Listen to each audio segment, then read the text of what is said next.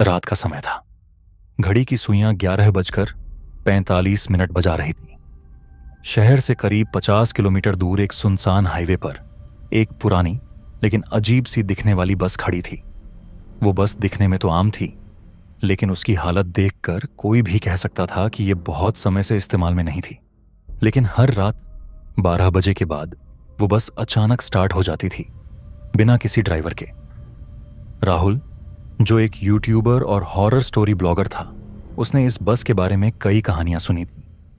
कहा जाता था कि जो भी उस बस में चढ़ता वो वापस नहीं लौटता। राहुल को इन सब बातों पर विश्वास नहीं था, इसलिए उसने तय किया कि वो खुद जाकर इस रहस्य से पर्दा उठाएगा। उसने अपने दोस्तों रीना, अमित और संजय को भी साथ चलने के लिए मना लिया। चारों ने एक कार किराए पर ली और रात 11 बजे उस जगह के लिए निकल पड़े जहां बस को देखे जाने की बातें की जाती थीं।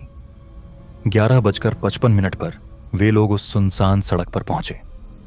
वहां सच में एक बस खड़ी थी, ठीक वैसी ही जैसी लोगों ने बताई थी।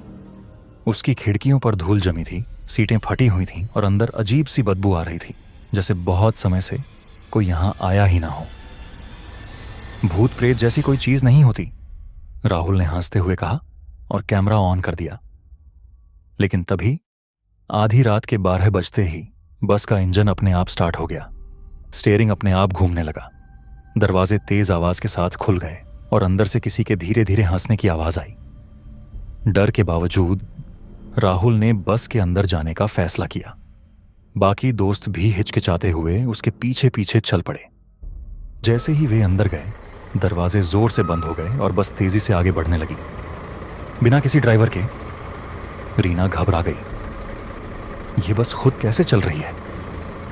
अमित ने खिड़की से बाहर देखने की कोशिश की, लेकिन बाहर का नजारा बदल चुका था। सड़क के किनारे अब घने पेड़ थे और अंधेरे में कुछ परछाइयां हिलती दिख रही थीं। तभी अचानक पीछे की सीटों से किसी के जोर जोर से हंसने की आवाज आई। राहुल ने कैमरा घुमाया, वहां कोई नहीं था। लेकिन जब उसने फुटेज दोबारा देखा तो वीडियो में एक अधजले चेहरे वाला आदमी नजर आया जो उनके पीछे बैठा था।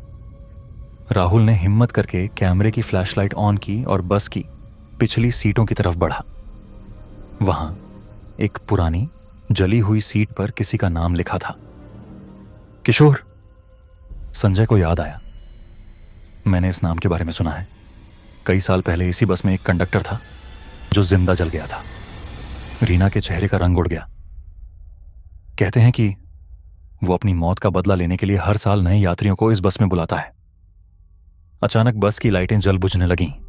सीटों के पीछे से कई हाथ बाहर निकल आए, जैसे कोई उन्हें पकड़ने की कोशिश कर रहा हो। अमित चिल्लाया, हमें यहां से बाहर निकलना होगा। लेकिन बस की रफ्तार और तेज हो गई थी।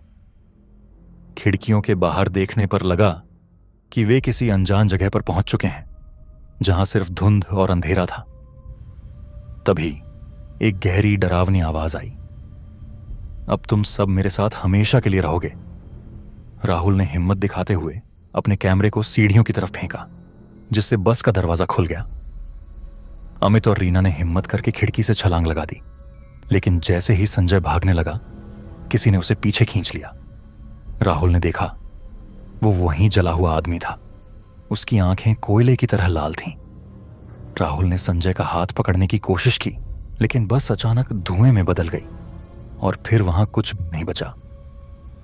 अमित, रीना और राहुल किसी तरह सड़क तक पहुंचे। उनके कपड़े फटे थे, चेहरे पर खरोंचें थीं, लेकिन वे बच गए थे। सुबह होते ही पुलिस को बुलाया गया, लेकिन जब पुलिस उस जगह पहुंची तो वहां कोई बस नहीं थी और संजय का कोई नामो निशान नहीं था। केवल राहुल का कैमरा वहां पड़ा था, जिसमें आखिरी फुटेज में बस के अंदर से आती आवाज रिकॉर्ड थी, मैं फिर लौटूंगा। क्या आप अगली बार इस बस में सफर करना चाहेंगे?